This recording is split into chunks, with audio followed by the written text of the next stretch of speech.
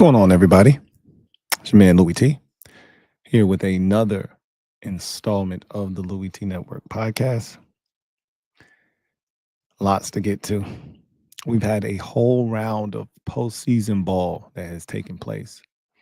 So we're going to react to that. I'm going to give you my biggest takeaways from each game in Wildcard weekend as we gear up for the divisional round. There's only 8 teams left. So we'll talk about that. Coaching carousel is heating up. Names are starting to be placed with specific organizations. Is Coach Prime heading to Dallas without Shador? I was told by one viewer in particular that you guys aren't listening to Dion. He's not leaving college. He wants to coach and influence these young men. Okay. We'll see. Anyway, I digress.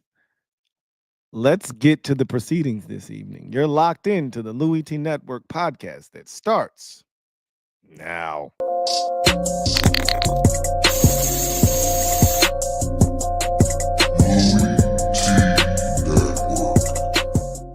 The Louie T Network is powered by MusicHead University. MusicHeads, classes in session.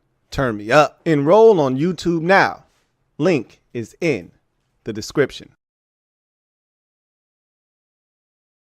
Who else could it be but me, your man, Louie T? Welcome to the 474th installment of the Louie T Network podcast. I, of course, am your set man, Louie T. Thank you for joining me. Big shout out to everybody who is joining me right now on the podcast. Really appreciate you for taking the time to kick it with the kid. I'm going to be talking about the watch party a ton today. So I'm going to be brutally honest with you. You know, I always keep it a beam with y'all. So I'm going to be honest.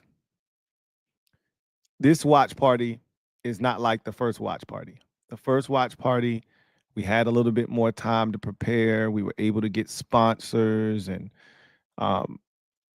it was full bore no matter what, because we were prepared. We had time. This one was more kind of spontaneous, in the moment. Hey, we won, let's do it again, right? And there were certain things that needed to be put in place in order to have it go off without a hitch. And those things did not happen. That said, if we get enough people to attend, we can still have this thing happen. If we don't have enough people come, we're probably going to have to cancel. I'm just going to be honest with you. So a lot of y'all like to wait to the last minute to purchase tickets. A lot of y'all did that the last time.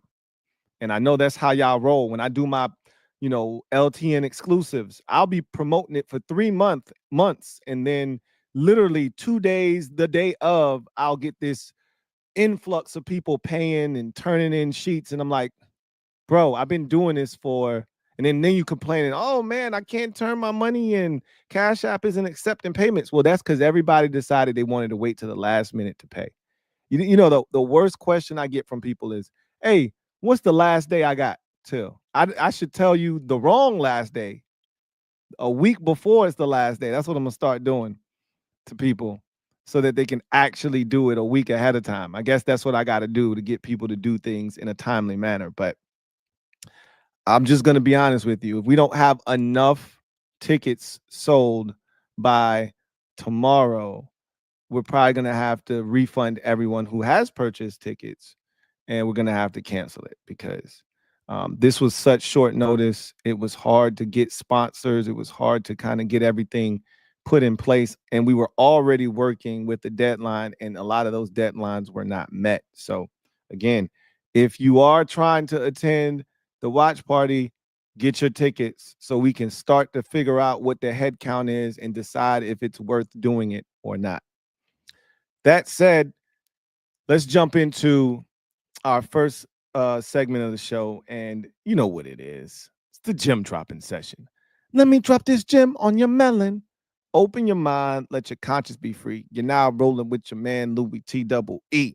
Let me open you up, get you thinking a little bit. So let's talk about these NFL head coaching job openings.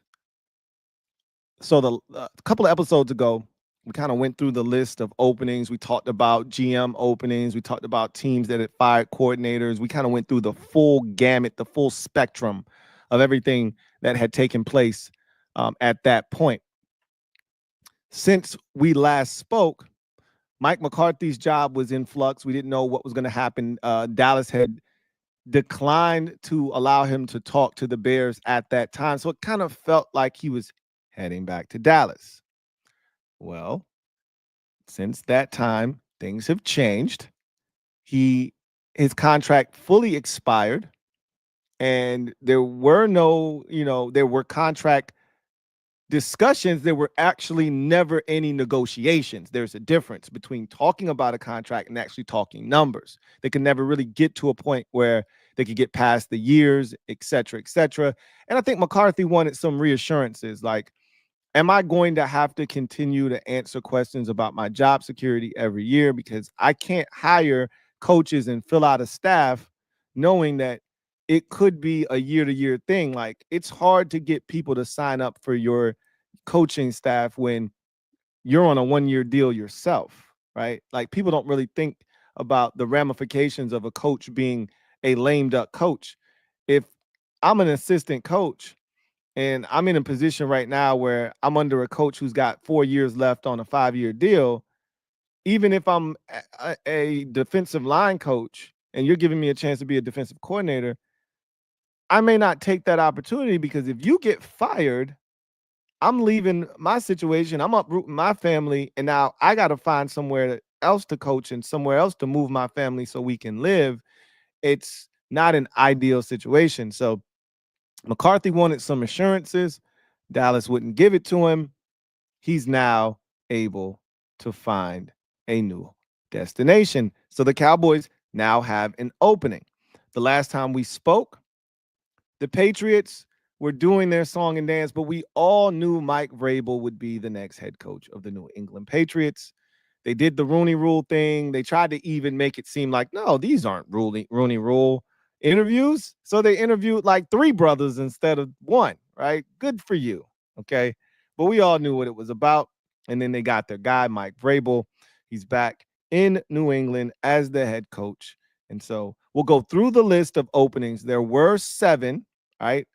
Jets, Bears, Patriots, Cowboys, there were I said that right. 7. There were 6 with the Cowboys pending. That made it 7, right? Jets, Bears, Patriots, Cowboys, Saints, Jags, and Raiders. Now with the Patriots filling their vacancy with Mike Vrabel, there are 6 remaining openings. Jets, Bears, Patriots, Cowboys, Saints, Jets, Bears, Cowboys, Saints, Jags, and Raiders.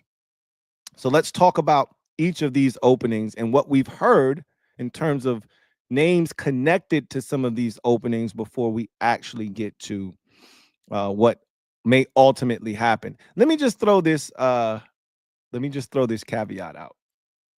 Are you aware that Bill Belichick has not formally signed his contract at UNC yet? And there is still an opportunity for him. So, what was funny was we heard about how much a buyout for Bill Belichick would be, right? Like it's supposed to be like $10 million before June 1st. And then after June 1st, it's like a $1 million buyout because nobody's looking for an NFL head coach after June 1st. Hell, no one's looking for an NFL coach after March 1st, right? Most teams have their coach hired by the end of February. So it was funny hearing all that stuff. And the man hasn't even signed a contract. So what are we talking about? Like Bill Belichick could still end up in the NFL right now. I don't see that happening, but that still exists, just so we're clear. That said, we start with the Jets. They were the first team to fire their head coach in the season, fired Robert Saleh. So Let's start with them in their opening. It feels right now, all signs point to them hiring a defensive-minded coach yet again. Remember, they that seems to be their thing, right? Whether it's Rex Ryan or it's, excuse me, Eric Mangini, obviously Robert Saleh. Now they're the two names connected to the Jets, and Adam Gase was in there, as a small little hiccup. But if I'm not mistaken, correct me if I'm wrong.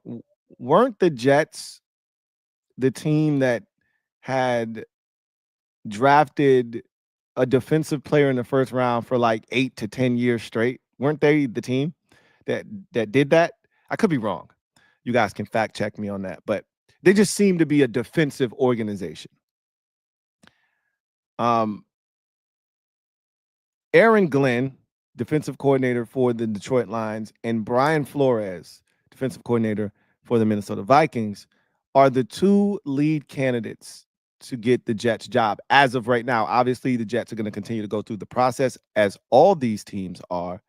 But those two names have been the ones that have surfaced as the lead candidates for that Jets job. Now, reports are Aaron Glenn, who the two jobs that it feels like he's more likely to get and land, the New Orleans job and this Jets job. His preference reportedly is the Jets job. And I get it. New Orleans is a mess, right?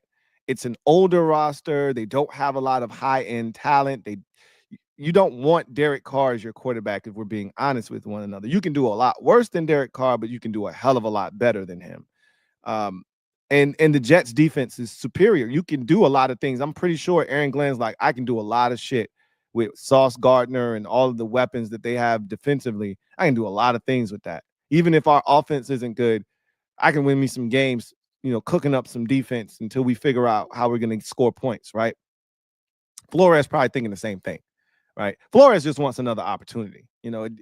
At one point we thought he was going to be blackballed. Thank God for Mike Tomlin.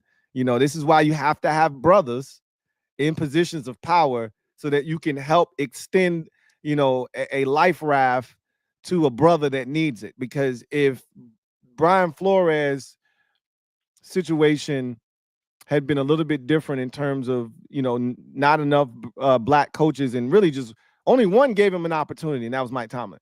If that didn't happen, he probably would have been blackballed out of the league. Like, thank God for Mike Tomlin in terms of Brian Flores. Gave him an opportunity, gave him a chance, to be still in the NFL, stay above water, keep his head above water. And now he's parlayed 2 strong seasons as Vikings defensive coordinator into an opportunity to potentially become a head coach once again.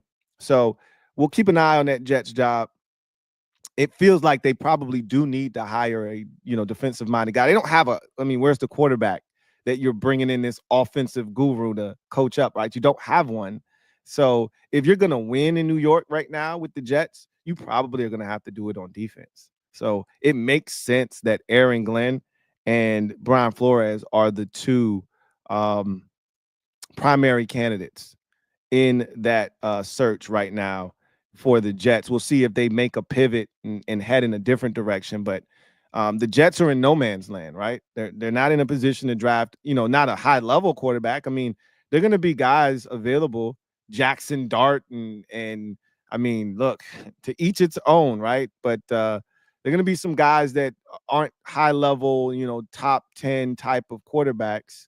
Jalen Milroe. These are the types of names. Quinn Ewers. These will be the names that'll surface that aren't top 10 caliber quarterbacks in my mind's eye, but that, you may be able to draft and develop.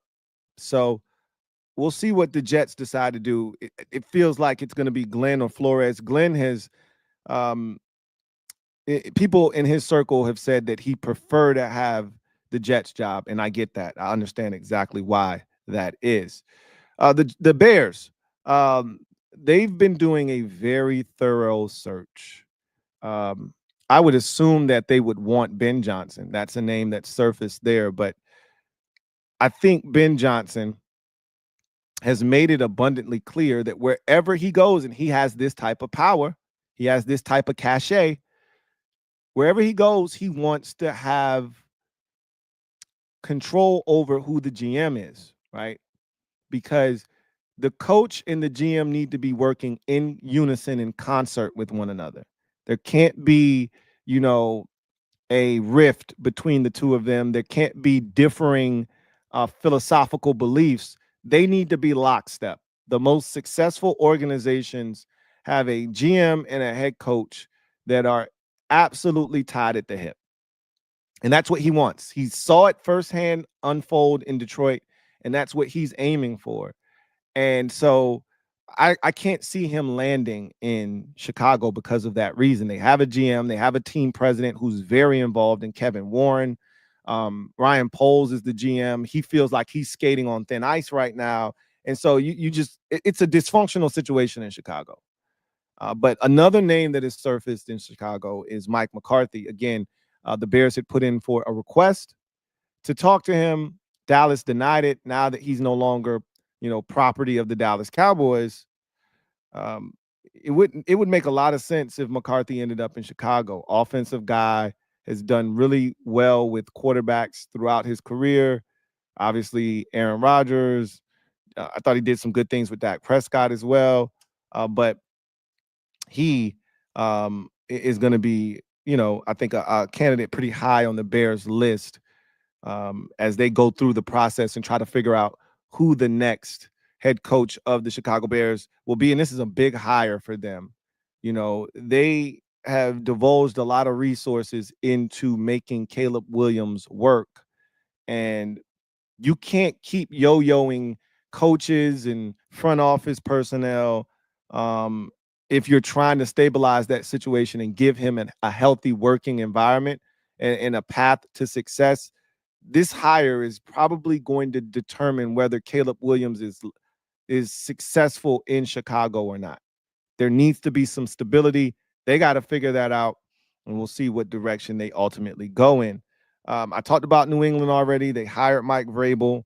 What a surprise, right? Nobody was caught off guard by that move.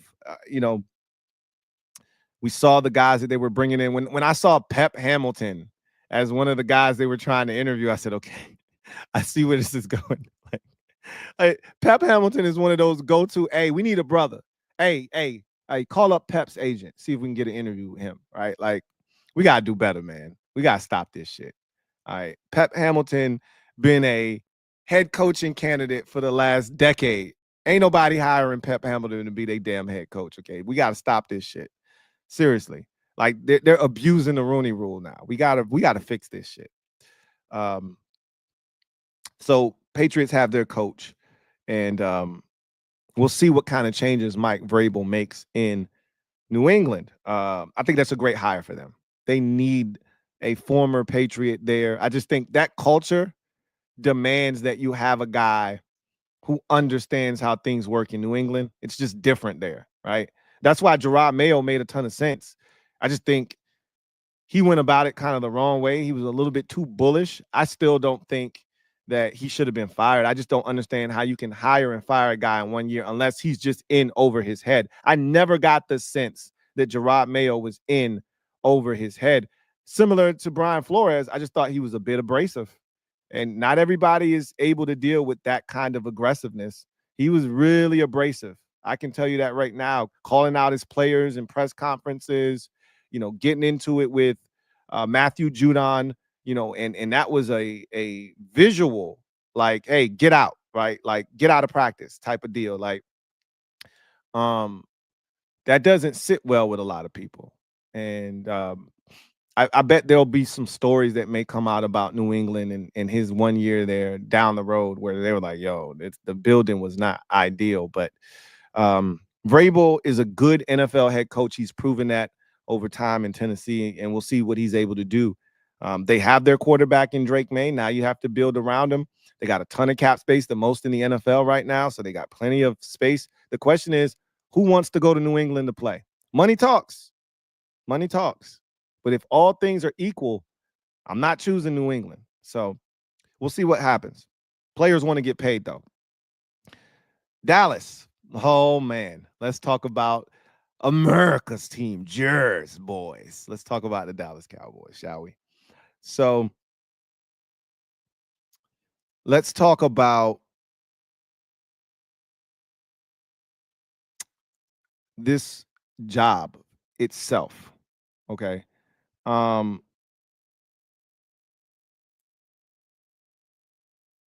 Most people think that this is a highly coveted job. I think the name itself, the Dallas Cowboys, makes it a coveted job, but I think the luster and the shine of the Dallas Cowboys head coaching gig has faded a bit.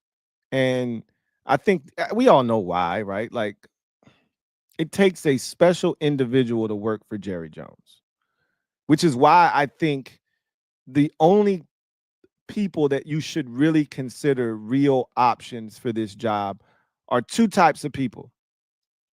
One, someone that is ignorant and doesn't know better, right? Really hungry, desperate for an opportunity. Two, they've previously worked for Jerry in some capacity.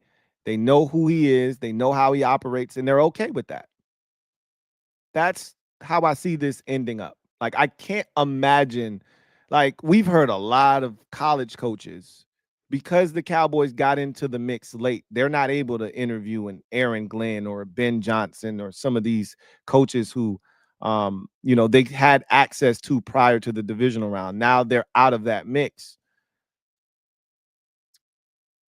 We are hearing Dallas, being interested in coaches like Steve Sarkisian in Texas and Marcus Freeman at Notre Dame and obviously Coach Prime at Colorado.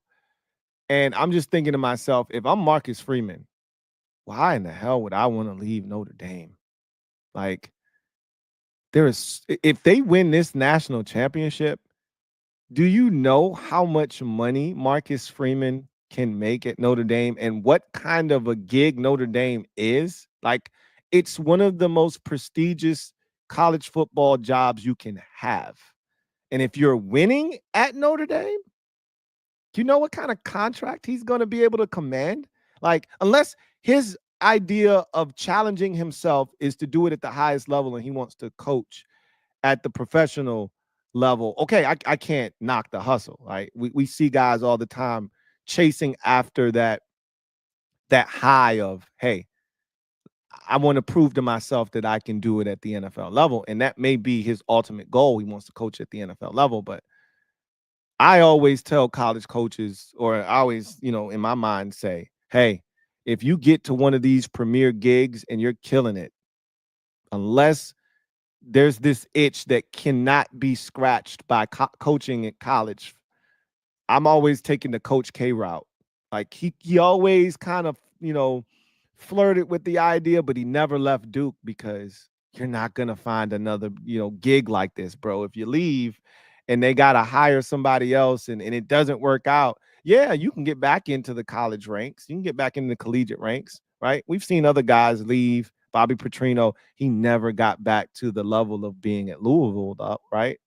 Like, you can leave, but Saban was one of the fortunate ones.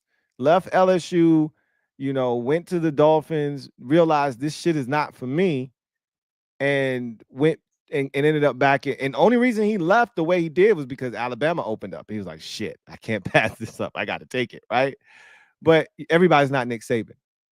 So I just don't. If I'm Sark worked so hard after all of the Sark after dark shit at UW and some of the sobriety issues he had. He worked so hard to put himself in his position. You can't leave Texas if you're Steve Sarkisian. You can't. And I know he's been in the NFL as an offensive play caller and all of that good stuff. Unless like that's the ultimate goal, getting to the NFL. If I'm leaving college, I'm not leaving to be Jerry Jones's puppet. I'm not doing it. There'll be other opportunities if you continue to get it done at Texas, or if you're, a guy like Marcus Freeman. If the NFL is what you seek, there will be other opportunities that will come calling if you continue to have success at Notre Dame. Trust me, you do not have to jump at the first one, especially one coaching under someone like Jerry Jones. And that would be the ignorant, hire, right? Someone who just doesn't know any better. Anybody in league circles that has options, they're not going to Dallas. Ben Johnson isn't going to Dallas. That's not something that I think would intrigue him, right? He has no say over personnel. He has no say over decisions that are being made. They just want you to come in and coach and shut up. That's it. That's not what Ben Johnson is after, nor should he be.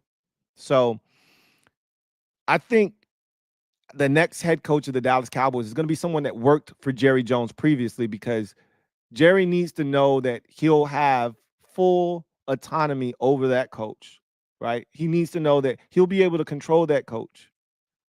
And that coach needs to know that Jerry's in charge and my job is only to coach the team, and that's it. Right? So it's going to be the names that we've heard circulate. It's going to be a Jason Witten. It's going to be a Kellen Moore. It's going to be maybe even a Deion Sanders, a Coach Prime. Because those guys will know their role. They'll come in and they'll acquiesce to what Jimmy or Jerry wants. They'll acquiesce. And that's the only type of coach I can see the Cowboys getting at this point. It's someone that will acquiesce. They don't want someone that's strong-minded, that has ideas.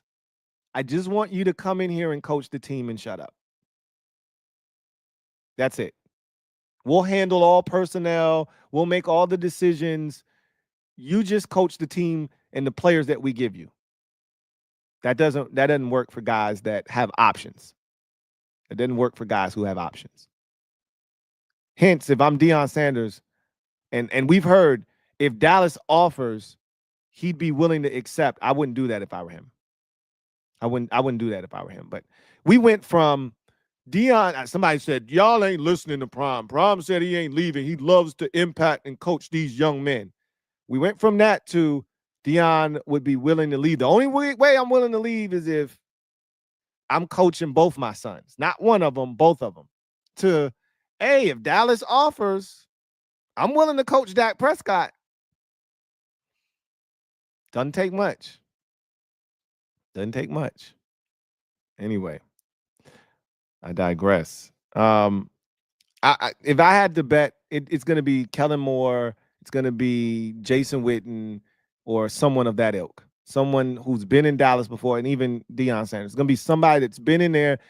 Jerry would prefer, this is my guess, he would prefer Deion, because one thing Jerry is he's a salesman and he's a showman.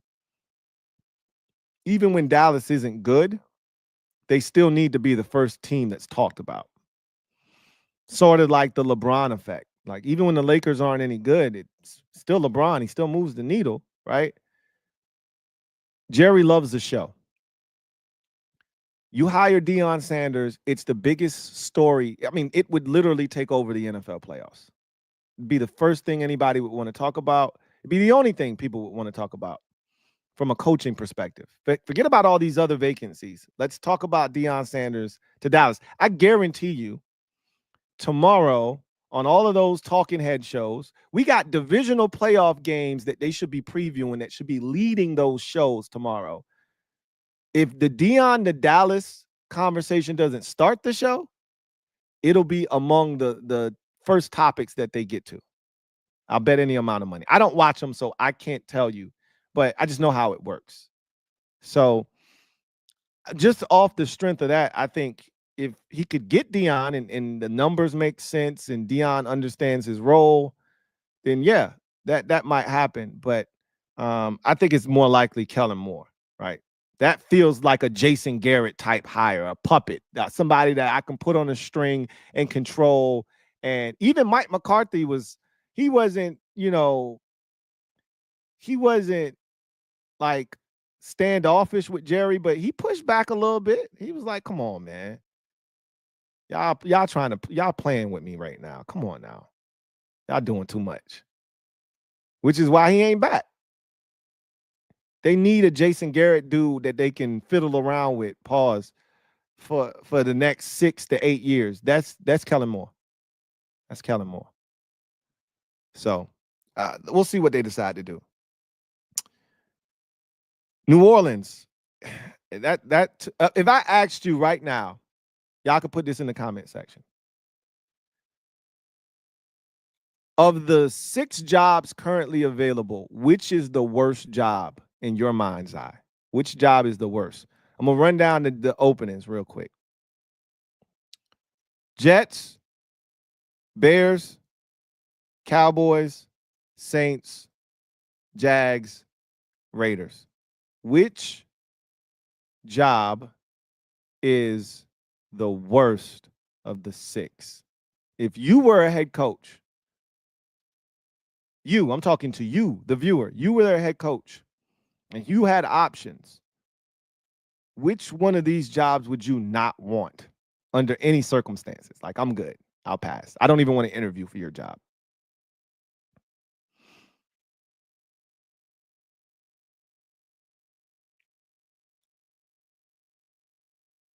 I see a lot of Jets. Now, from an organizational standpoint, yeah, absolutely. Woody Johnson is the worst.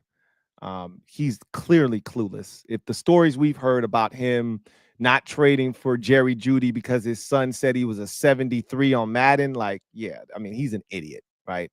But I told y'all he was an idiot when he tried to get Hassan Reddick to come back, and he didn't actually get why Hassan Reddick was holding out, right? Just come on back. We got a great environment. Like, okay, you're a dunce cap. So we've heard the stories about Woody Johnson. It's a mess in there. We get it. But talent-wise, you can win with that roster if you're a good coach and you make the right moves, right? They got a GM and a head coach vacancy. If you get the 2 right guys in there, you can turn that program around. Bears have all the talent in the world. Honestly, they are a good head coach away from that being a good operation. Like, I still think there's some dysfunction in the front office. And if things don't go well this year, you're going to see more change in that front office. But you hire the right guy, they could win 10, 11 games next year. It wouldn't shock me. We know Dallas is Dallas, even in the midst of all the injuries and, Cooper Rush starting for them, they still were, faint playoff hopes, very faint, but they were still in the mix late in this season. Like, that's a talented group. And when healthy, that's at a bare minimum a 9-10 win team, bare minimum, right? When healthy. Now you got to deal with Jerry and all the bullshit that goes along with, coaching America's team. And so that is factored into the equation as well. But yeah, we know that's a program where you can be successful to a degree, right? To a degree. Jacksonville, I think a lot of their success hinges now. Obviously, they're going to find it hard to hire quality help because they kept Trent Baalke on board. They're going to find it hard to hire quality help because Trent Baalke was not relieved of his duties. Ben Johnson, I think, would have taken that job in Jacksonville if they would have removed Trent Baalke, and he would have been able to come in there and bring Lance Newmark with him from Washington to Jacksonville to be his GM. I think he would prefer to work with Trevor Lawrence. But that obviously that opportunity isn't going to present itself because Baalke's still there. Nobody wants to work with Trent Baalke. Not anybody with options. But if Trevor Lawrence is good, Jacksonville's good. They got, like, Brian Thomas is one of the best receivers in football already. He's that good. Okay. They have talent in Jacksonville. Okay. And then the Raiders. They're kind of just floating in the wind, so to speak. Like, really don't know what to make of them. And in the case of Jacksonville, I haven't really heard anybody like tied to that job. Not one coach is like, all right, like Jacksonville's honing in on this guy, or somebody has publicly said, yo, I would love to go to because Trent Baalke's there. I wouldn't be shocked if Jacksonville isn't the last team to hire a coach this cycle, or they're like the second team to hire one because they just grab a dude because they realize don't nobody want their job and they don't want to be embarrassed. But this kind of feels like Carolina last year, right? Not that they're that dysfunctional like Carolina was, but this kind of feels like Carolina last year. Remember when they hired out of nowhere Dave Canales because nobody wanted their job? And so they just hired a guy to make it seem like, hey, we're good over here. Not exactly, right? I can see Jacksonville being like that this year. But the Raiders are interesting. So the name tied to the Raiders is Ben Johnson. And I'm like, wait, what? wait, hold on. Wait, what? Ben Johnson? No way. He doesn't want that job, right? And then I keep reading more, and they're like, with a straight face, like, no, Ben Johnson, Raiders. And I'm like, no, Ben Johnson, Raider. They don't even have a quarterback. What do you mean Ben Johnson is linked to the Raiders and it's gaining steam? What are you talking about? And they're like, well, he can run the play in Vegas. And I'm like, yeah, but he he said he wanted a quarterback and they don't have one. So what are we talking about? And they're not in a position to draft one either. I mean, maybe he likes Quinn Ewers or something. I don't know, but then they said he wants to run the play and he can run his play in Vegas. They don't have a GM. That's why they fired Tom Telesco. They can hire Ben Johnson. He can then hire his own GM, which we all believe it's going to be Lance Newmark, and you can start anew. You can start with a blank slate, and you can go from there. And I think Tom Brady's influence. Remember, we talked about this. The last episode of the podcast was, does Tom Brady have the juice in Vegas? I think Tom Brady has the juice, bro. You know, you get Tom Brady in your ear telling you, hey, look, man, this shit right here can work. You're the man to make this shit work.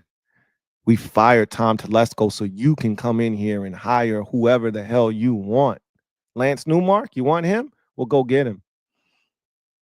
You guys can build this together. You want a veteran quarterback? Well, go get you Sam Darnold. All right? Whatever you want, we can make it happen.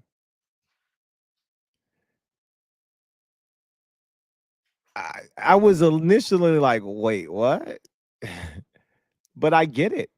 I understand why there's intrigue for Ben Johnson there because he gets to call the shot. Like, of all the NFL owners, Mark Davis is the one owner where I look at and he's like clueless as to what he should do.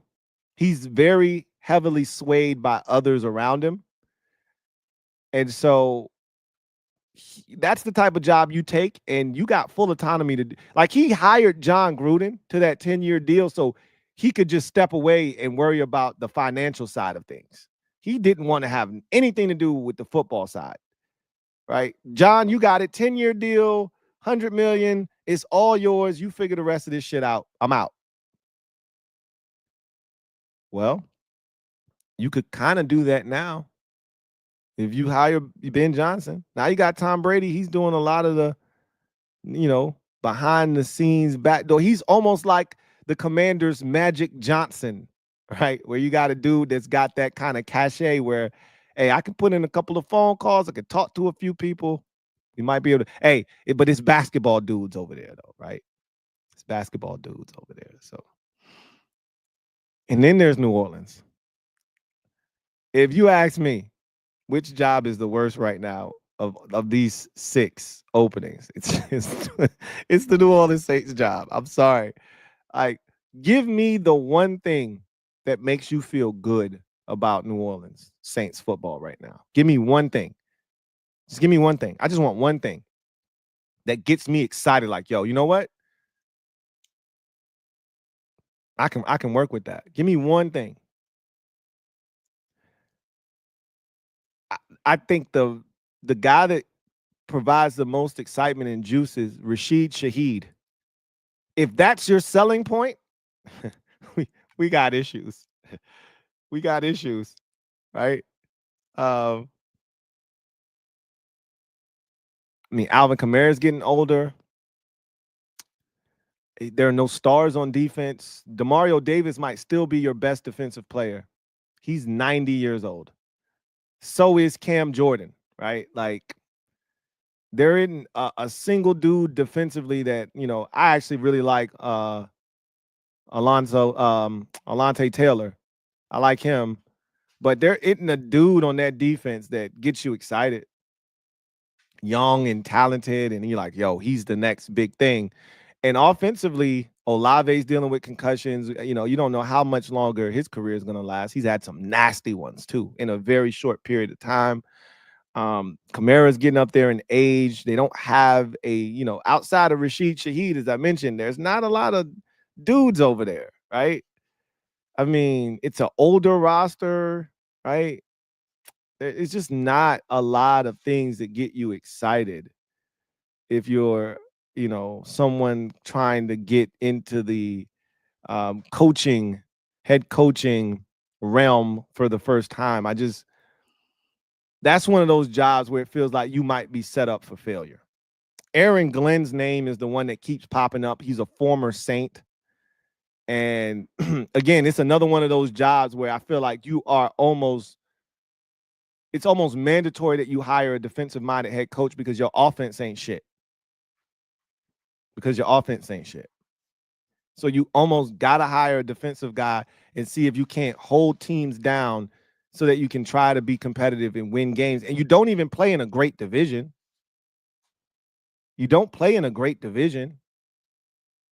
But I don't know. Maybe maybe it's me, but I mean, it's not a lot out there, man.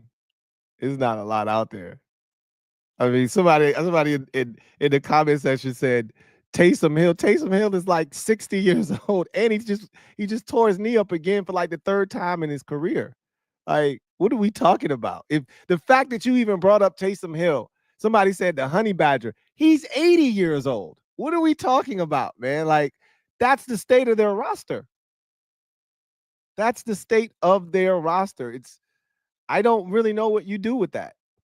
I got no answers for you. So if I'm Aaron Glenn, I really don't want that job, but it's time to go, right? Like, the prevailing thought around league circles is that the Lions are going to lose both of their coordinators this year. They should, right? Like, how much longer can you hang around? It feels like the 6th year college football senior. Like, hey, bro, how many more years you going to try to stick around for? How many more waivers are you going to put in for to see if you can stick around and play college ball? At some point, you got to go, right? You ain't got to go home. You just got to get the hell up out of here. I know the Lions would love to have both of them back. If I'm Aaron Glenn, I may stay around for one more year if I don't get the Jets job. Because I don't know, like, you're setting yourself up for failure if you go to New Orleans, I think, personally. But that ego, it sets in and you're like, hey, they offering me the job, I'm going to take it. You got to be careful, man. You got to be careful. You're never going to be in this position of power again if you're Ben Johnson and Aaron Glenn. You'll never be in this position of power again. So you have to use this power wisely. That's what I would tell them. Anyway, that's the coaching situation right now. Lot of names circulating. Glenn and Flores have been linked to the Jets. They look like they're going to zero in on a defensive-minded coach, and that makes a ton of sense for their roster, especially not having a young quarterback to develop. I mean, you go get an Aaron Glenn, you get Aaron Rodgers come back. I told y'all already, I think Aaron Rodgers, same with Kirk Cousins, I think they still have some good football left in them, right? You can win some football games. I ain't telling you winning a Super Bowl, but you can win some football games with some defense and a veteran quarterback. So I'm not shocked that the Jets are looking at a couple of defensive-minded guys. Chicago, Mike McCarthy's name has surfaced, but again, they're still doing their due diligence. The Cowboys, everybody under the sun is in the running there. They from college coaches like Steve Sarkisian and Marcus Freeman at Notre Dame, and obviously Coach Prime over at Colorado, to former Cowboys, Jason Witten, and Kellen Moore, the offensive coordinator of the Philadelphia Eagles. So they're all over the map. We'll see what they decide to do. I still think it's going to be a former Cowboy, someone that Jerry can control and he's comfortable with, right? New Orleans, Aaron Glenn's name has surfaced. It makes sense that he's the only candidate that I've really heard of, any ilk that's been linked to them, because again, it's not a desirable job. And Aaron Glenn is family. He played for the Saints as a player. He coached with the Saints as a defensive coach, a defensive backs coach. So it makes sense that New Orleans would, be a logical choice there. But you can do so much better, Aaron. I swear you can. Jacksonville, I haven't heard a single name linked to them. They're just going through the process right now, but it makes sense. Trent Baalke is a sieve, okay? He's going to be the reason that they end up being the Carolina Panthers of this year's coaching cycle. I really believe they're going to end up having to give their job to some Joe Schmo up-and-coming coordinator that we didn't expect to get it. Like, and he's not a Joe Schmo. I respect what he did this year. You know who would be like a fit in Jacksonville, who I could see getting a job? Same thing happened last year. Liam Cohen, Bucks coordinator. Remember, Carolina hired former Bucks coordinator, offensive coordinator Dave Canales last year because of the work he did with Baker Mayfield. I wouldn't be shocked if Liam Cohen ends up in Jacksonville. Same deal, right? Really strong campaign, with Baker Mayfield, and Jacksonville ends up giving him, and he's like, shit, I can't turn down a head coaching job. Nobody else was going to give me, an opportunity. I can see him ending up in Jacksonville. And then the Raiders, Ben Johnson's name is sizzling out there in Vegas, and it makes a lot of sense. He's getting the type of power that he's coveted, right? The opportunity to hire the GM and kind of build this thing from the ground up the way that he envisions. You're not going to get that opportunity almost anywhere else. Vegas is the one place where you're going to get that opportunity. They're selling him hard on that, and he may be buying. He may be buying it. So stay tuned. We'll see what happens. But let's go ahead and transition to our next segment, and that's social media maneuvers. I'm a midday marauder. Y'all know what it is. If you're out there, you want your comment to be read, use the hashtag LouieTLive. We'll get to as many comments as we can, as long as time permits. If you want to ensure that your comment is read, super chats are the way to do so. And so we will get to the super chats first. But I'm going to go ahead and set the tone for social media maneuvers by going through my wild card weekend takeaways from each of the games. And then we will get to your comments before transitioning to our final segment of the show, which is garbage time. So let's talk about these wild card weekend playoff games and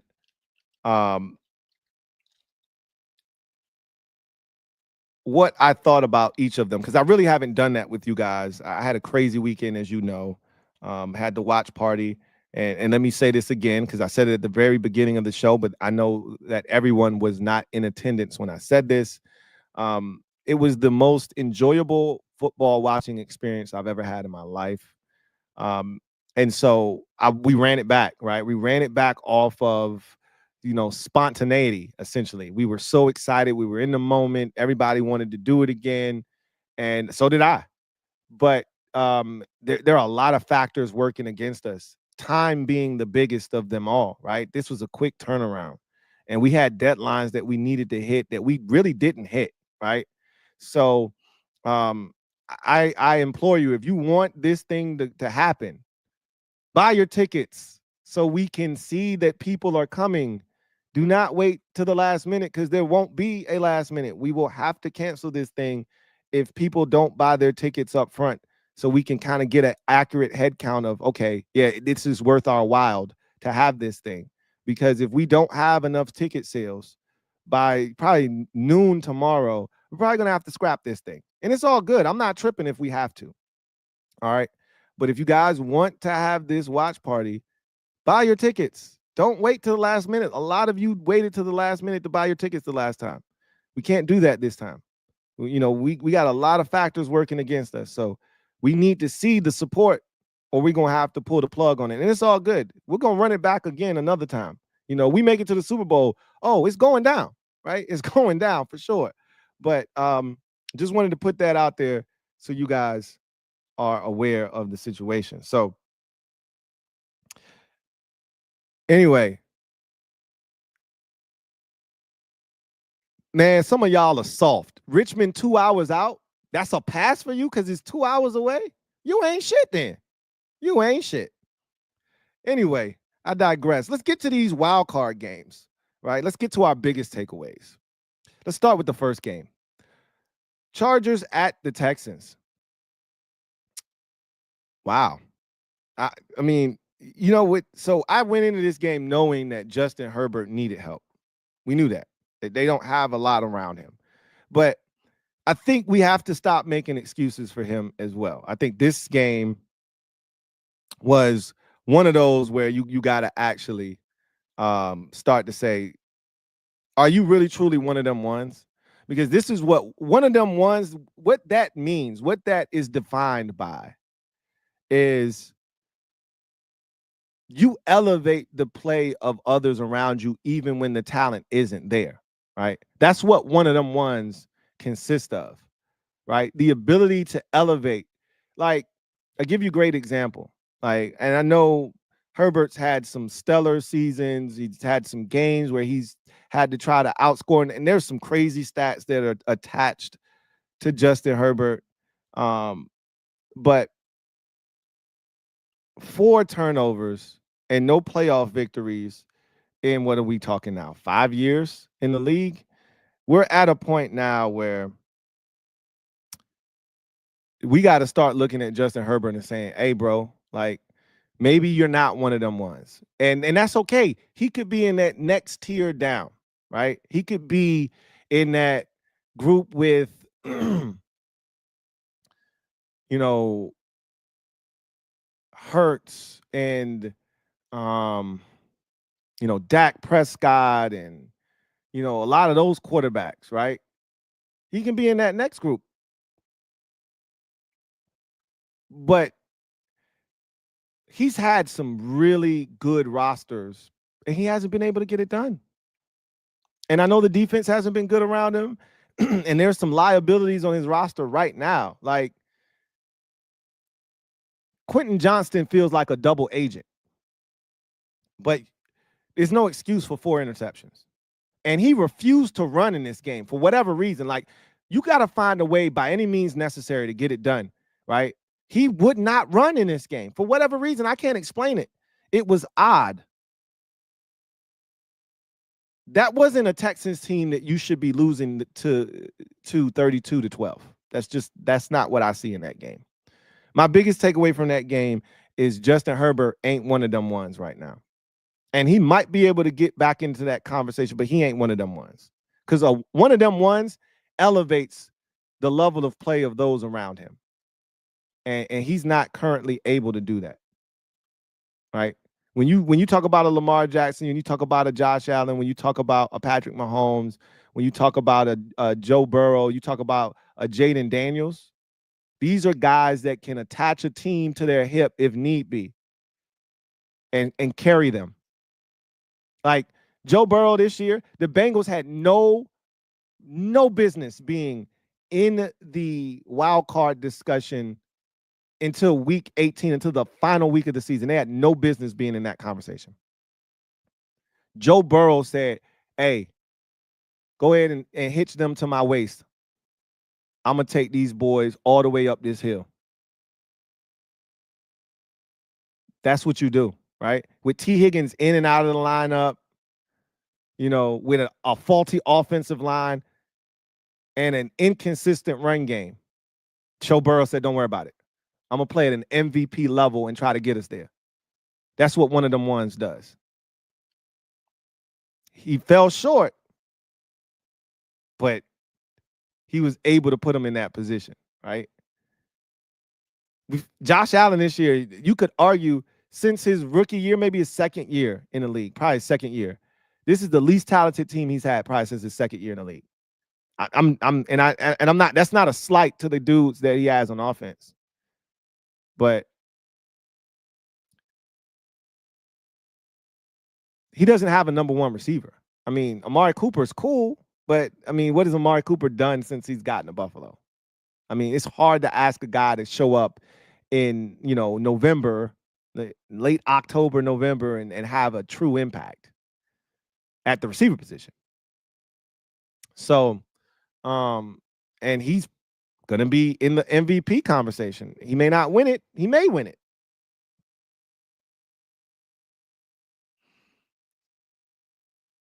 Herbert's not in that conversation.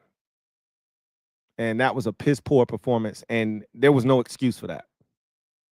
Not all the interceptions were his fault. Doesn't matter. His performance wasn't befitting of one of them ones.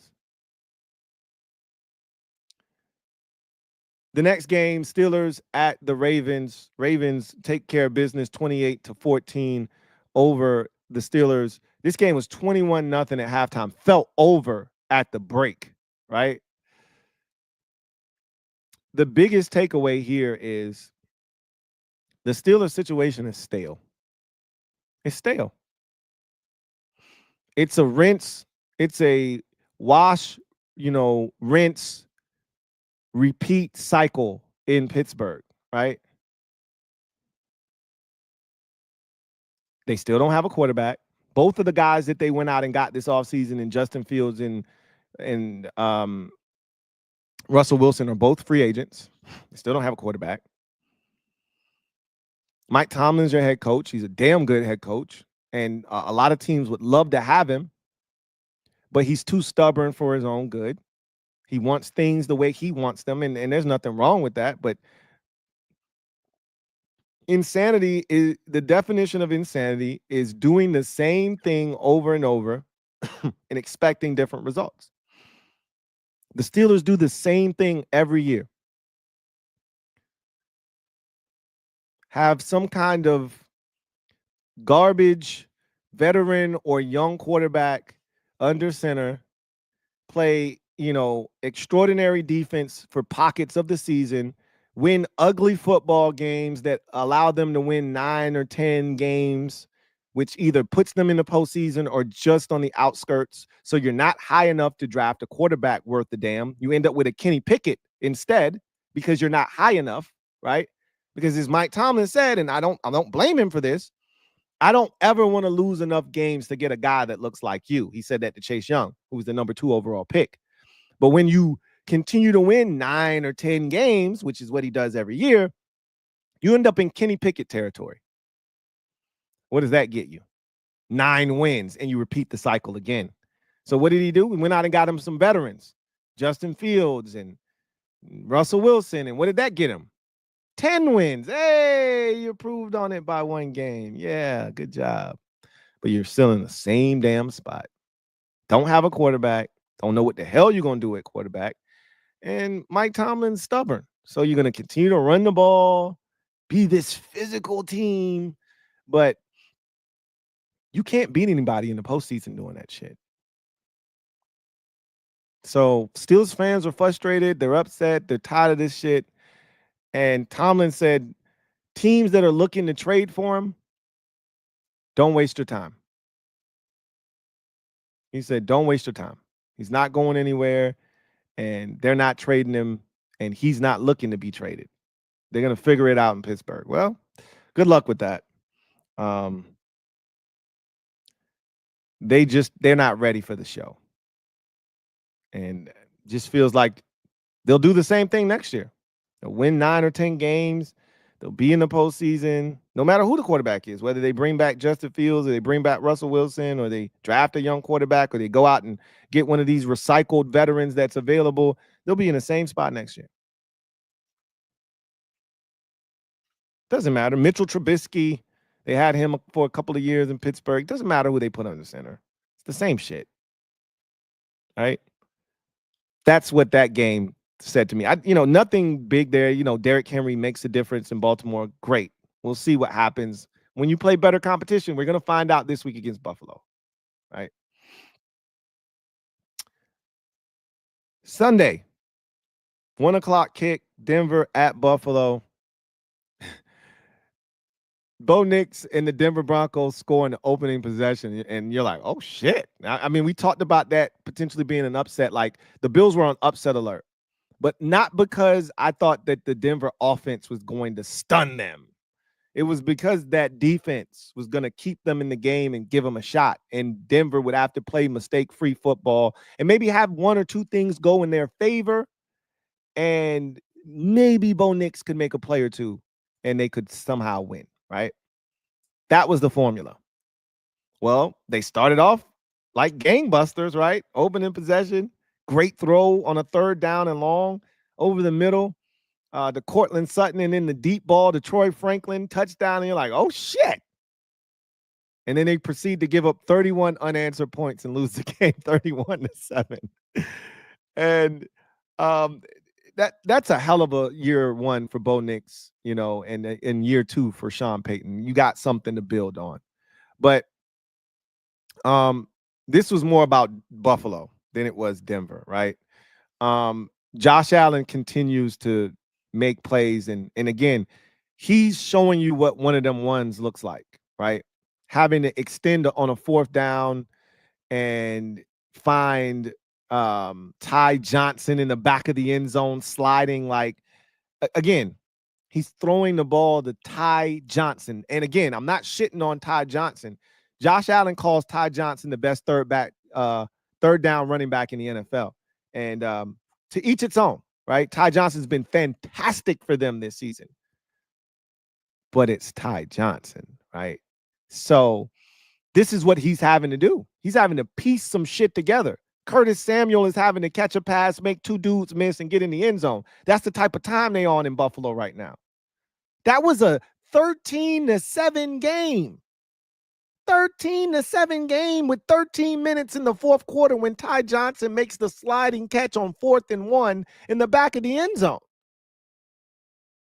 Josh Allen has to be all world for them to win.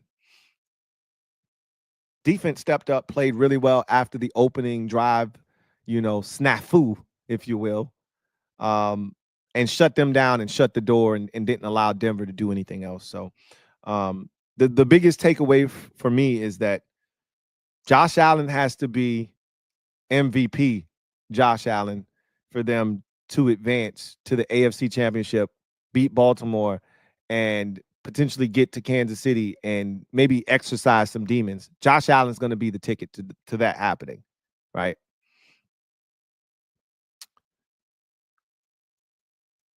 He was outstanding once again with his legs, number of 3rd and 4th down conversions by Josh Allen's legs, and his arm. He was fantastic. Green Bay versus the Eagles. Man, this was a lousy game to watch. Yikes. A lot of flags. I thought the officials were too involved in this game. My goodness, let the boys play. It's the playoffs. Damn it, man. Holding happens on let them play. Jesus. Late hits out about, let them play. Don't impact the game. Let them play. Too many damn soft-ass calls in that game, I thought. That said, I got 2 takeaways here. One for each team. The first is Green Bay was banged up, but this whole wide receiver by committee bullshit, and I knew the Christian Watson injury, and the Eagles seem to really, I think they've benefited more from wide receiver 1 injuries than any other team in the NFL this year. It happened again here, but even if he was healthy, and he would have made a difference, trust me.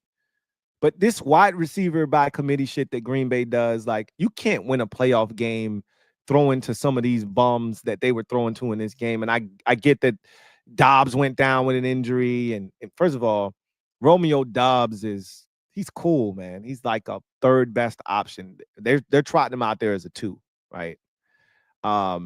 Jaden Reed is really good. I like him a lot.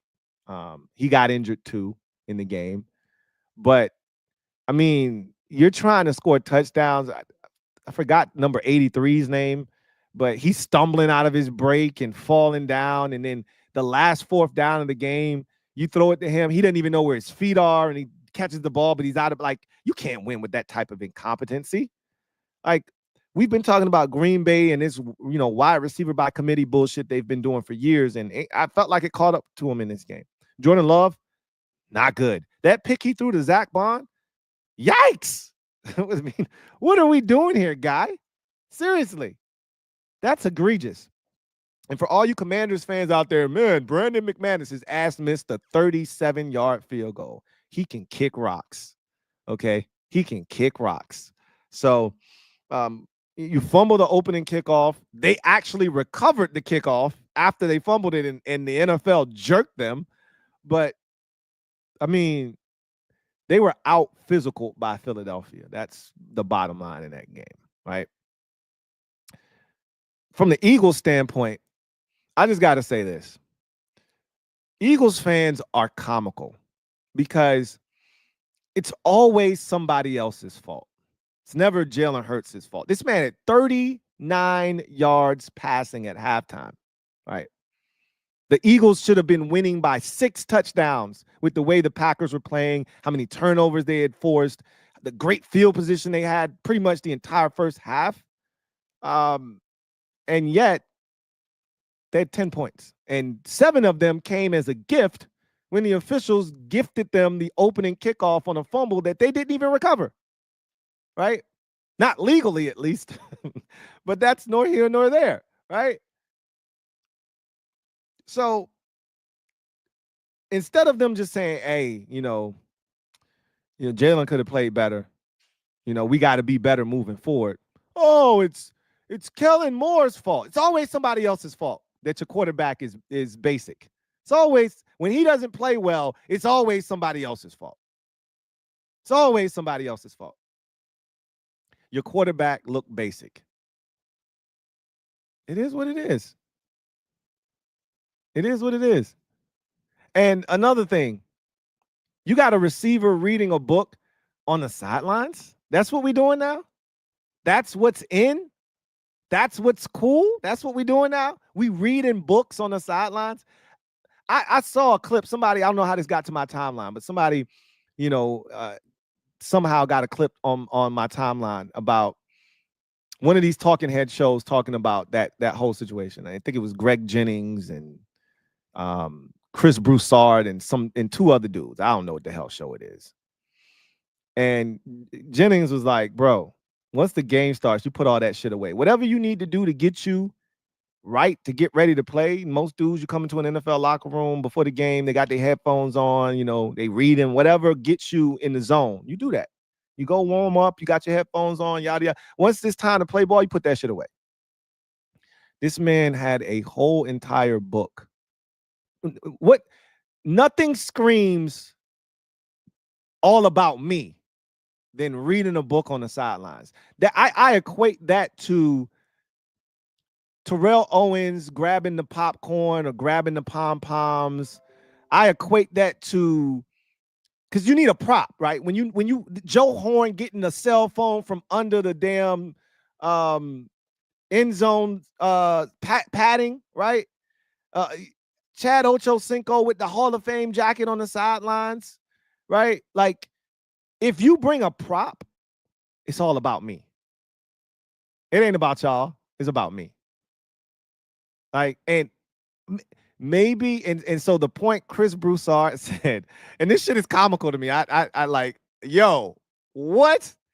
He said, if him reading a book on the sidelines is going to stop him from berating his quarterback and getting in Jalen Hurts' face, then just let him read the book. Wait, what? So that's what this has come to keep this man from being frustrated that he had one whole catch in a playoff game. To keep him from berating his quarterback and getting in his face, Let's let AJ read a book. Let's let AJ read a book. Why don't we get him a pillow and some warm milk? And how about we let AJ take a nap on the sidelines too? What kind of bullshit is this, man? What are we talking about here, man? This Eagles team can't win a Super Bowl. I'm sorry. They can't win shit. This is some bullshit. And let me say something else. You come with that effort against any other team in the NFC playoffs, any other team, you lose that game. You pick the right one. The one team that you could beat playing like that, you beat them. You pick the right team. Any other team in the NFC, your ass is home right now. Home. You better tighten the hell up. I'll tell you that much. Capping off that Sunday night of action, the only game that was competitive, the only road team to win in the postseason, the only team that is a wild card to be remaining left in the postseason as currently constructed. The Washington Commanders go on the road and beat the Tampa Bay Buccaneers 23-20 in a classic. It was a fun game to watch. It was the highest rated playoff game that NBC has had since the NFL has gone to the super wild card weekend format. I think it's probably one of the highest rated games they've ever had in that slot. But Jaden Daniels is must-see TV. The biggest takeaway from this game is Jaden Daniels is one of them ones. And if you put him in a game that is close late, your fate has probably already been sealed. I said this earlier in the week, maybe even last week. If the game is close and you give him the football, go ahead and grab a shovel and pick a spot and start digging your own grave because you're dead. Dead, I tell you. Every Commanders fan and probably most Bucs fans knew when that game was tied up at 20 and they kicked that ball off to the Commanders and Jaden Daniels got his hands on that football with just under 5 minutes to go in the game, they weren't getting that football back. They knew it. They knew it.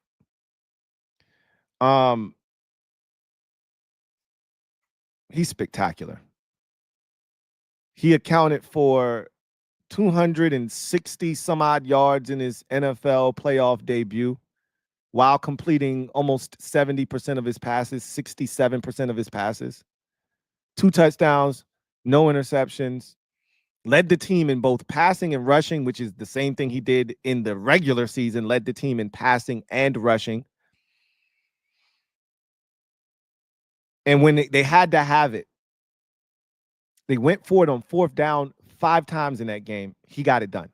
3 of the 5 times, including the biggest 4th down of the game, a 4th and 2, down 17-13, in which he was able to convert on a touchdown to Terry McLaurin to give them the 20-17 lead. He was spectacular on the biggest stage that he's faced thus far in his NFL career, and he didn't flinch. It's who he's been all season. It's who he continues to be. And he continues to put the league on notice that he's one of the best quarterbacks. He's the 5th best quarterback in the league. This is decided. There's no conversation needed. He's the 5th best quarterback in the league behind Mahomes, Allen, Jackson, and Burrow. Jaden Daniels is 5th and climbing. He's doing this in year 1. The others that I just named have all been in the league since 2020 or further back, right? Burrow, 2020. Allen and Jackson, 2018. Mahomes, 2017. He's in a group of dudes who have been in the league for at least 4 or more years. He's in year 1. Inferior talent, holes up and down the roster, and yet he's already attached this team to his hip, and he's dragging them to the divisional round. He's a superstar, and he's one of them ones. That's the biggest takeaway from that game. Baker Mayfield's really good, too. Some mistakes by the Bucks, obviously, in this game, but he's really good too. And then the Monday night game, this was a farce. At the end of the day, you already kind of knew what it was going to be. I thought it would be more competitive than it ultimately was, but I knew it wasn't going to be a fun game to watch. 27-9. Rams get it done. The Vikings looked overmatched in the game. Sam Darnold, for the second consecutive week in the two biggest games of the season, looked like Sam Darnold. Not the Sam Darnold that had led the Vikings to a 14-3, or 14-2 record going into that final game of the season with a chance to win the division and get the number 1 seed in the first round bye. But he looked like the Sam Darnold that we all expected him to be going into the season when he was supposed to be a bridge for J.J. McCarthy. You know what I heard over the week leading up to this podcast episode? That despite those two performances, Sam Darnold's value has not been impacted whatsoever. Because I told y'all the number is 30 million, right? That's the number that he was trending towards getting before he imploded these last 2 weeks. I said he's going to be anywhere in between 27 to $30 million. Well, I think it was James Palmer who was talking about having conversations with league executives in both conferences who said, no, there's a shortage of NFL starting caliber quarterbacks. He'll get paid. Don't worry. Somebody will break him off. 30 mil a year. He'll get a Geno Smith type contract. I just didn't see it after those last 2 games. Maybe it'll still happen for him. I'm never against a man going out and getting to the bag. Good for him. He played well for 16 weeks this year. He played well. Unfortunately, in the 2 biggest weeks of the season, he came up short. And being sacked 9 times in a playoff game is nasty work. And it wasn't like, oh, man, the offensive line is getting beat to a pulp. Like, he doesn't even have a chance. This man was holding on to the ball for like 5 seconds and getting sacked. Like, come on, bro. What are we doing right now?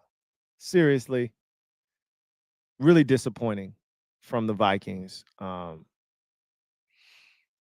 honestly, the defense was good enough to win.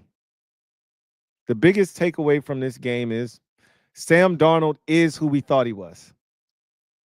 He is who we thought he was. And if I'm Minnesota, I'm not bringing him back. I'm not bringing him back.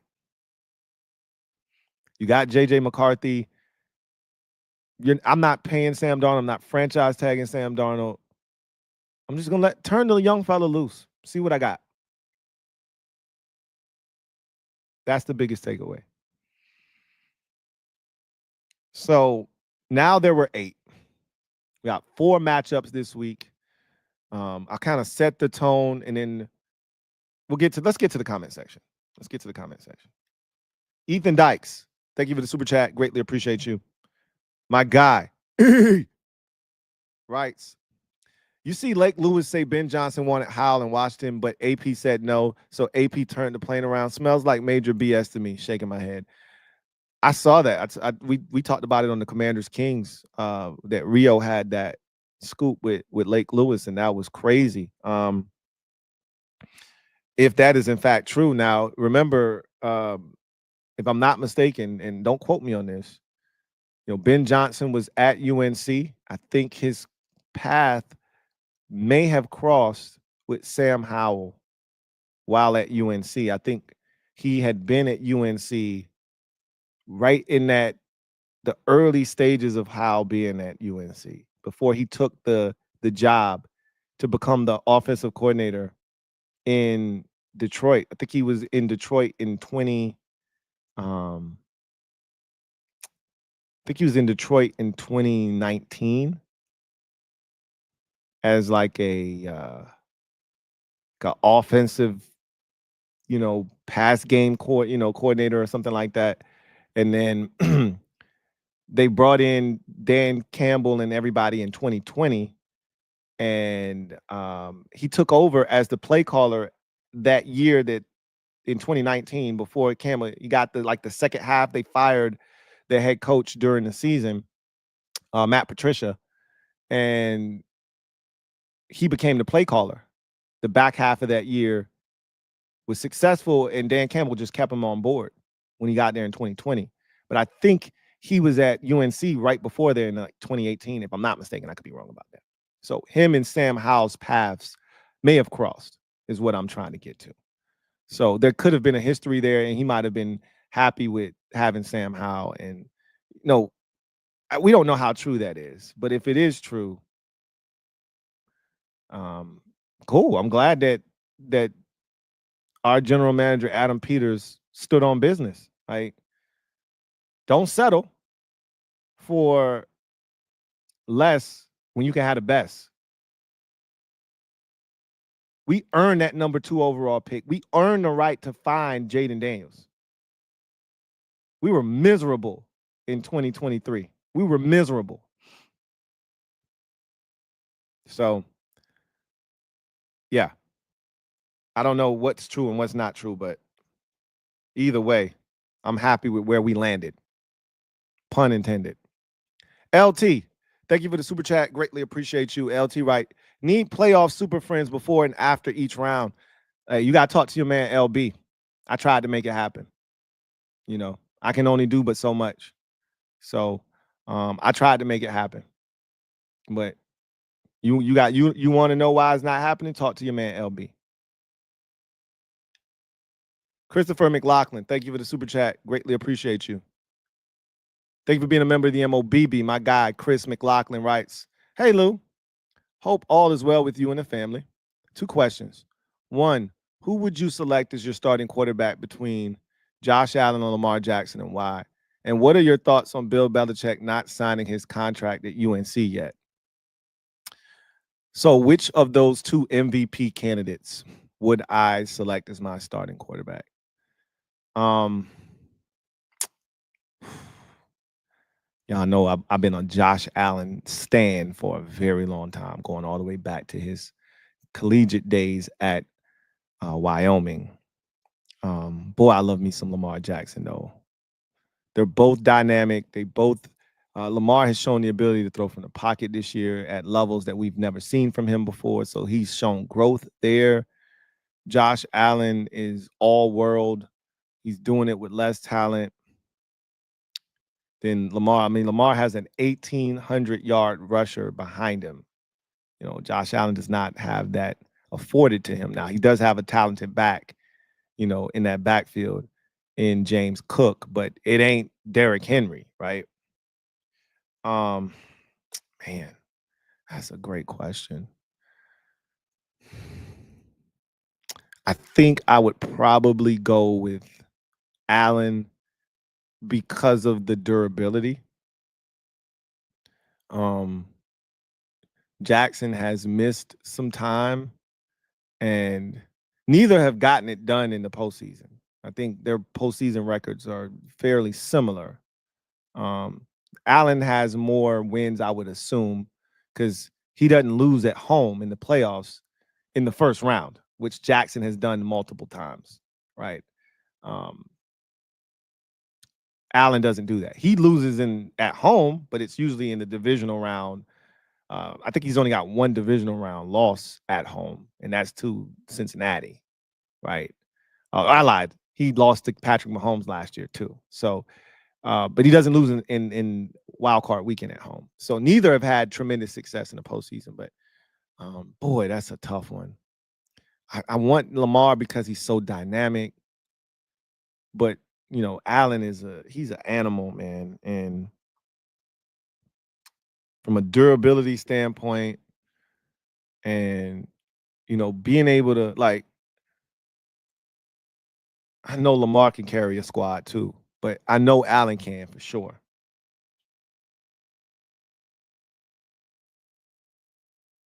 With Allen, you probably gonna get a couple of I wouldn't do that if I were you plays that you got to live with.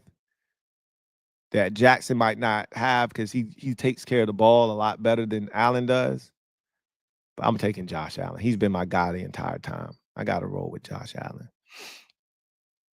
Bill Belichick not signing his contract at UNC. I think Bill just wants to be a part of ball, right? He doesn't want to be on inside the NFL talking about that shit. He wants to be coaching it. He wants to be immersed in it. So he did the college thing as a slight to the NFL, like, F it. Y'all don't want to give me no play. Y'all don't want to give me no looks. F y'all then. I'm going to college. But he really want to be in the NFL. He ain't no damn college coach, man. He really wanted to break that Don Shula record. He really wants to be in the NFL. And so I think his goal when he signed on with the Patriots was to kind of get his name out there again. Like, oh, this how y'all feel about me? Well, all right, I'm going to college. And then some teams was like, hey, hold on, man.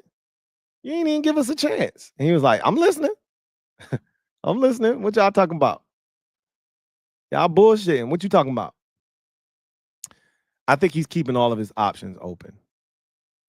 Now, it could just be as simple as, it could be something as simple as the numbers aren't matching up the way that he wants them to on the contract, and so they're still negotiating. All right, they agreed in principle, but he might have wanted a 7-year deal. They want to give him a 5-year deal, or vice versa, or he wants a XYZ buyout, and they're like, nah, we need the buyout to be XYZ, right? And so it could be just as simple as the numbers just gotta work. Or it could be Belichick slow playing this thing because he wants to weigh all of his options. He wants to make sure that there's no chance he can go back to the NFL. So we'll see, right? I think it's the latter. He's just keeping all options open before he signs on the dotted line, because he knows once he does that, there's no going back. There's no going back. Q-Bone, my guy. Thank you for the super chat. Greatly appreciate you. My guy Q, I felt so bad. I watched your Trent Baalke video. I felt so bad for you, man. I felt so bad. He says, what up, Lou? Best of luck to your Commanders this Saturday. Thank you. I appreciate that, man. We need it. We're going to need it. That's a damn good Lions team we taking on. But I like our chances. I like them a lot. I appreciate you as always, Q. We'll take a couple comments in the comment section, and then we'll get to our final segment of the show and get out of here. All right. So let's grab a couple of these. Let's see.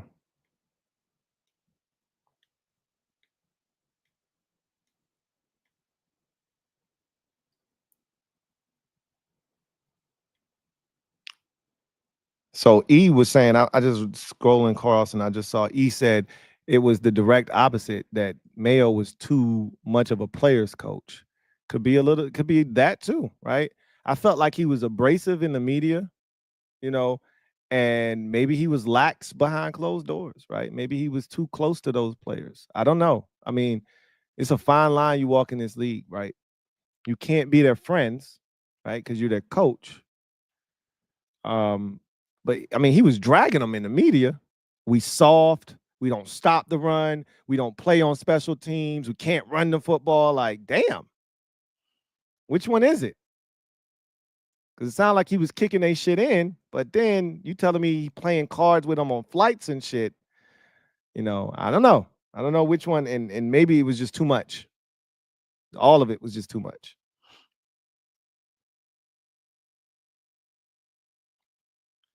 Kevin, the PRF says, I'm all in for Kellen Moore to Dallas and the Eagles having to find their 4th OC in a row.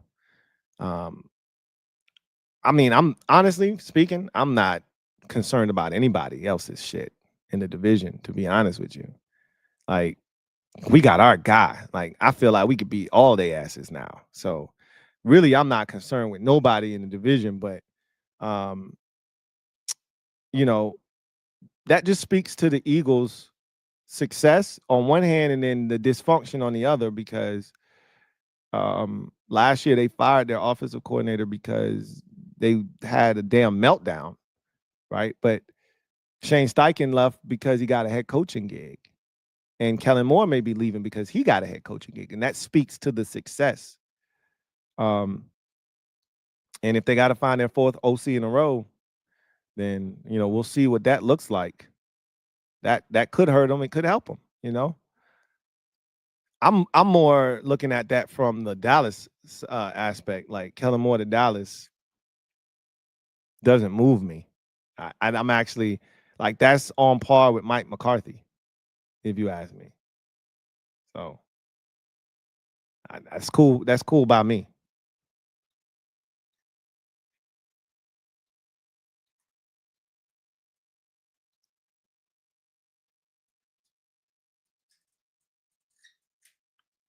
Um,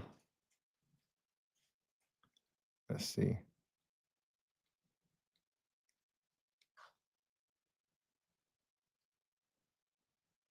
All right, let's see. I don't see no more comments here. Let me see. This one might be a good one. So Ninja X says, if you had to guess which team in need of a coach turns things in the right direction next year, that's a great comment, question rather. So if I had to guess, I've already told you that the team that I feel like if they get the right guy, and there's several teams on this list that if they get it right, the pieces are there in place, right? Chicago feels like one of those destinations. Obviously, Dallas is one of those destinations as well. And to a lesser degree, the Jets, believe it or not. I mean, especially if Aaron Rodgers is back, which I think he's going to be back. And I think Devontae is going to be back, and I think they're going to run it back. All that shit everybody's talking. Where's Devontae going to end up? Where's Aaron Rodgers? All them bastards going to be back in the Jets. When it's all said and done, you get the right coach in that mix with the Jets, and I think they can turn it around. You get the right coach in there in Chicago, the pieces are there for them to be competitive. You get the right coach in Dallas, obviously, the pieces are there for them to be successful. And just like with the Jets to a lesser degree, you get the right coach in Jacksonville, right? Anywhere where there's a quarterback in place, and the Jets don't really fit that criteria necessarily, but if you get Aaron Rodgers back, and I think a year removed from the surgery and really being back to him, himself, whatever that looks like at 40 years old, but being back to, himself. We saw a little bit more mobility at the end of the year, him being able to extend plays a little bit more. I think you can win in any of those places. But you said the most. If I had to guess which one turns into the right direction, I would say. I would say.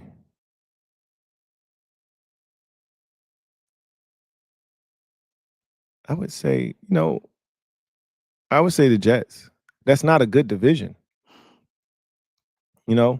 Chicago is a good division, right?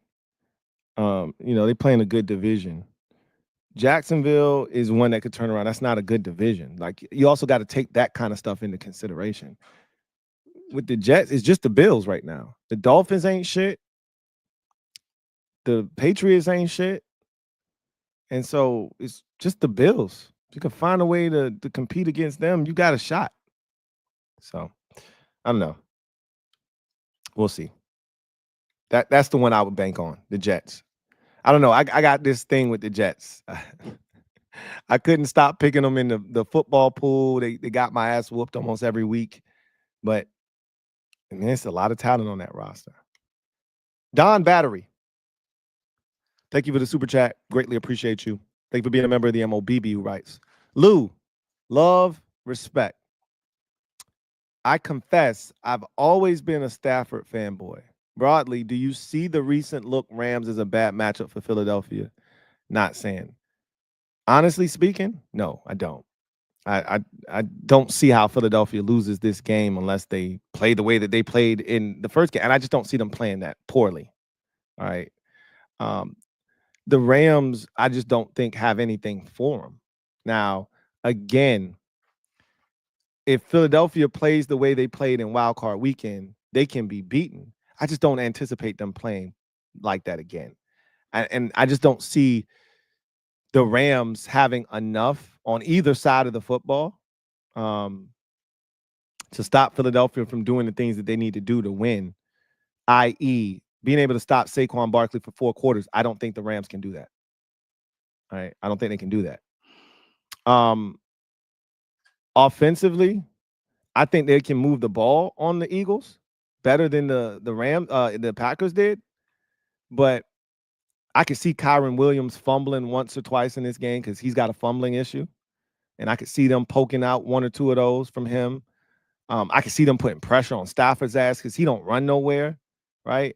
And I could see them putting pressure on him, sacking him, disrupting him, maybe even getting him to throw one to him, fumbling one, that type of thing. I could see them harassing Matthew Stafford.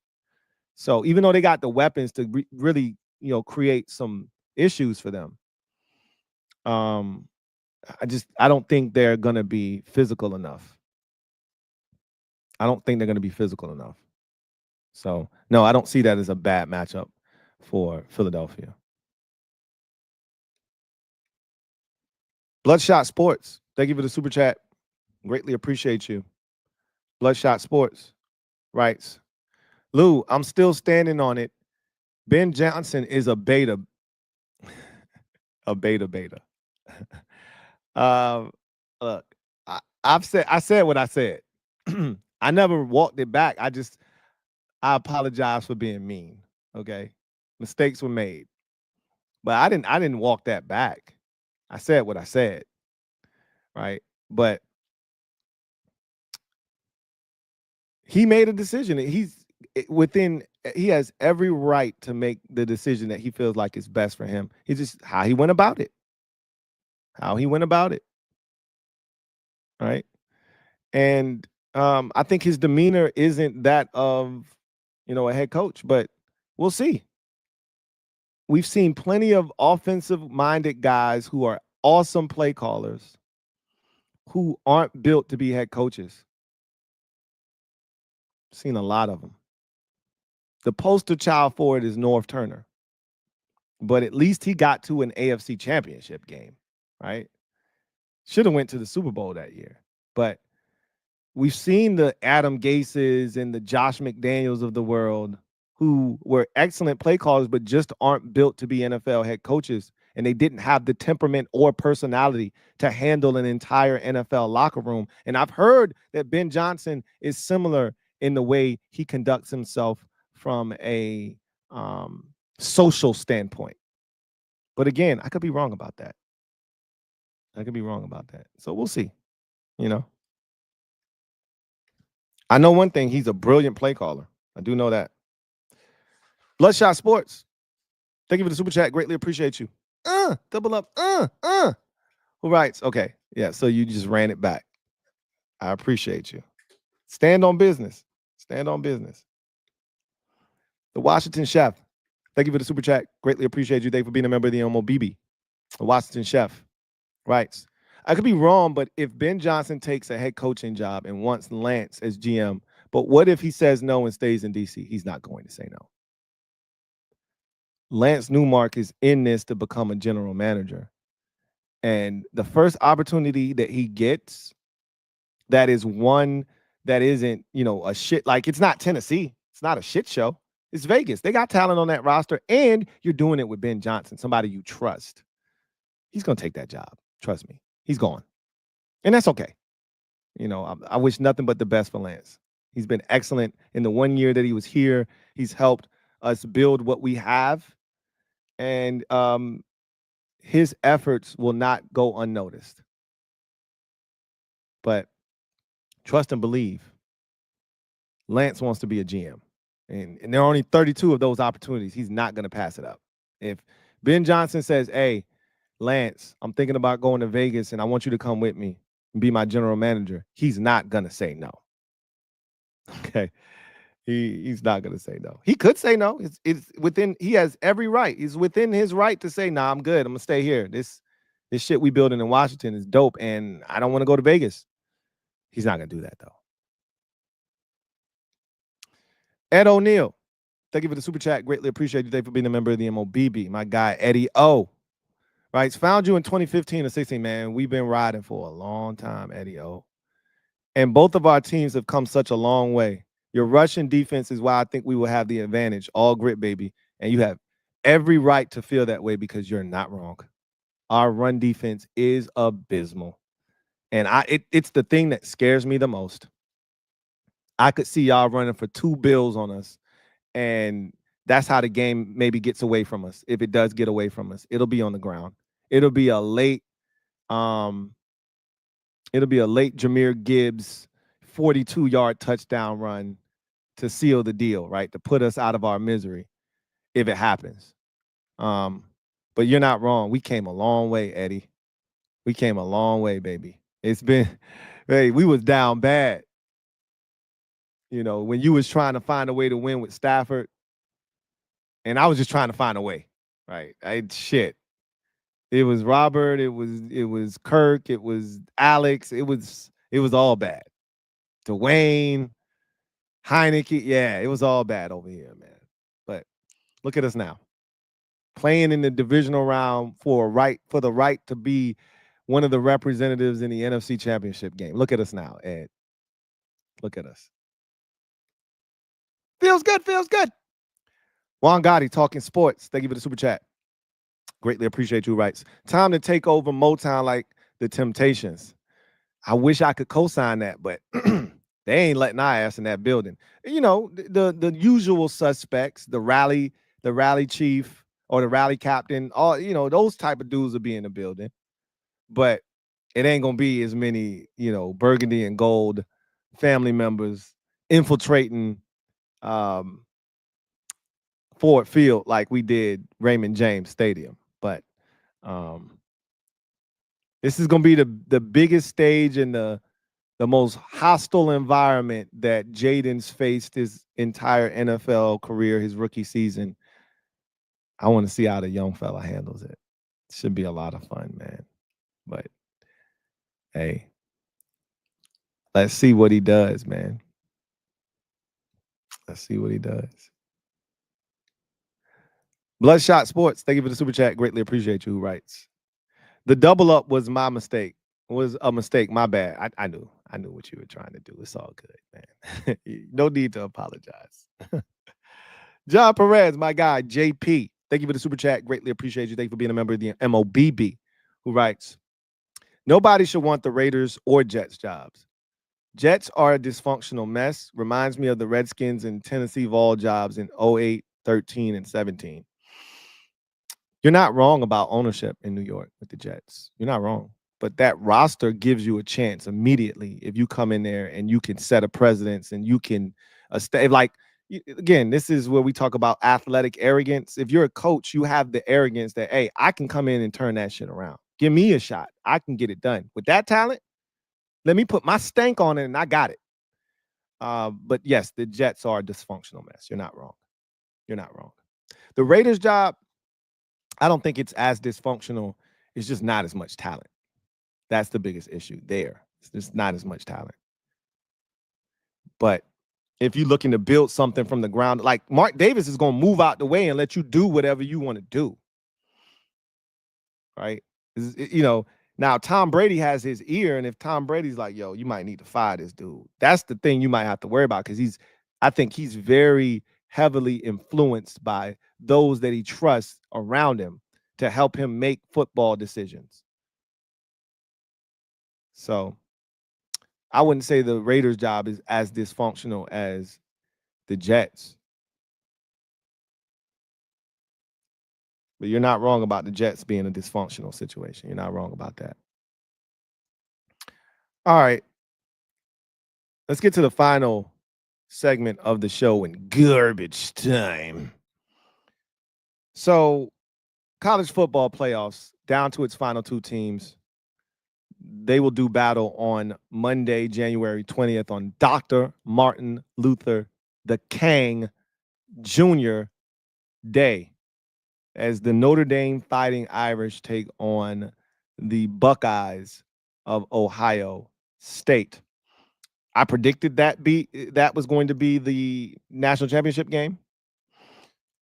I felt like Notre Dame had a legitimate shot. I am as shocked as anyone that Notre Dame is here after losing to Northern Illinois in week 2 of the college football season. You wouldn't have been able to pay me enough money to get me to say that they would be here. But here they are with a chance to do something they haven't done since 1988. And that's win a national championship. It's amazing that these two teams are here. When you think about their path, right? Ohio State fan base wanted to fire Ryan Day after losing to Michigan again. And that wasn't a good Michigan team this year. And losing to them, I think, what is that, the 4th straight year now? They wanted his head on a stick, bro. And here we are a month and a half later, and this man has a chance to win a national championship. And all could be forgiven that quickly. It's crazy how fast this shit can turn. I think the biggest takeaway from, since we on biggest takeaway Thursday, the biggest takeaway from the college football playoffs is that it's cool. I love it. I think it's the right thing for them to do. It's all inclusive. It doesn't matter if you got 20 teams, the 21st team, the first team out is going to be complaining. They should have been in. Right? So you can't appease everybody. If you can't get into a tournament of 12 teams, you don't belong. Okay? Like, I didn't feel bad for Alabama. You didn't belong. You didn't belong. You had every opportunity to be in this thing, and you didn't get it done. You didn't belong. But what the overarching theme is that college football is college football. And the cream is always going to rise. Keep rising to the top. It's always going to rise to the top. So the same team's going to end up being in this situation. But here's what I can say. NIL has forever changed the landscape of college football and collegiate sports for that matter, because gone are the days of Alabama and Georgia hoarding all of the talent. Those days are over now, because if you got enough booster dollars, if you got enough NIL money, you could be Missouri and you can get one of the highest recruits in the nation to come to your school. That was unheard of 5 years ago. You one of the best recruits in the nation. You going to Georgia, you going to Bama, you going to one of these SEC powers. You're going to see these recruiting classes all over the map. The portal is crazy. It's evened the playing field. It's giving teams like SMU a fighting chance. Arizona State. But when it's all said and done, when we get to the playoffs, the cream is going to rise to the top. And so it's going to be Georgia, Texas, Ohio State, Notre Dame, and your premier programs that make it to this point. But with that said, this game in particular, I said this about Notre Dame playing Penn State, and I told you that was going to be a close game because it was like staring in the mirror. This is very similar, except Ohio State is more talented than Notre Dame. I didn't feel that way about Penn State. They weren't more talented than Notre Dame. Ohio State is way more talented than Notre Dame. But it's sort of a wash at the most important position, and that's what gives Notre Dame a chance. Neither of them have elite quarterbacks. You know, Riley Leonard, to me, isn't even an NFL quarterback. And Rodgers is not good at Ohio State. He's a passenger. So what it's going to really come down to is, can you stop Ohio State from hitting big plays? They got 2 dynamic running backs. They got a dynamic receiver, and they live and thrive off of big plays.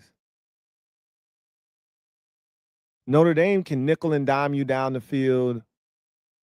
You know, Riley Leonard running quarterback, he can hurt you with his legs. Can Notre Dame sustain offense? Can they stay away from penalties and mistakes? They had too many mistakes in that game. They won't beat Ohio State making the amount of mistakes they made in the game against Penn State. They were fortunate that Drew Aller is Drew Aller and gave us one at the most critical juncture of the game. But when it's all said and done, this is Ohio State's national championship to lose. But you know I'm riding with my Golden Domers all the way. I hope Jeremiah Love has a big game. That gives us a fighting chance. He's our dynamic, explosive playmaker. We got solid players at receiver and at tight end, but running the football is where it's at for us. And Jeremiah Love is our best player offensively, and he gives us a shot. So, expect it to be a good game, but I expect Ohio State to prevail because they're the more talented team. And this time of the year, that's what usually prevails. Who's got more talent? Ohio State does. So, I could see this being another close game, though. I don't expect, like the last time Notre Dame made it to the national championship against Alabama, we got our asses whooped. It wasn't even close. Normally, when we get into these types of spots, we're overmatched, and we know it, and it shows. That I don't have that feeling this time. I don't have that feeling this time. We can win this game. I don't think we're going to win, but we can. And if we can limit the explosives and force Ohio State to have to beat us through the air, and our secondary is good enough to slow down their dynamic receiver. He's a beast. They got 2 really good receivers, but one is different. If we can slow them down enough, we'll have a shot. We'll have a shot. But I think Ohio State's probably going to pull this thing out something like 23-17, 23-20, 24-20, something like that. Should be a good game, though. Should be a good game. Anyway, I digress.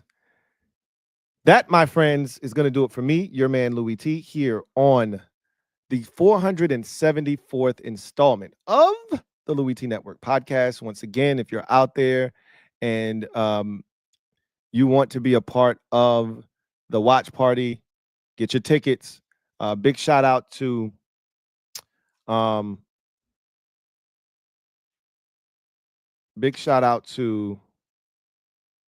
Miss Playoffs for dropping that link in the chat so you could get to it. It's already in the description of this video, and I also pin it to the comment section of this video. But if you want to be a part of the watch party, make it happen, right? And if this thing ends up being canceled, you will get your money back. No worries there either.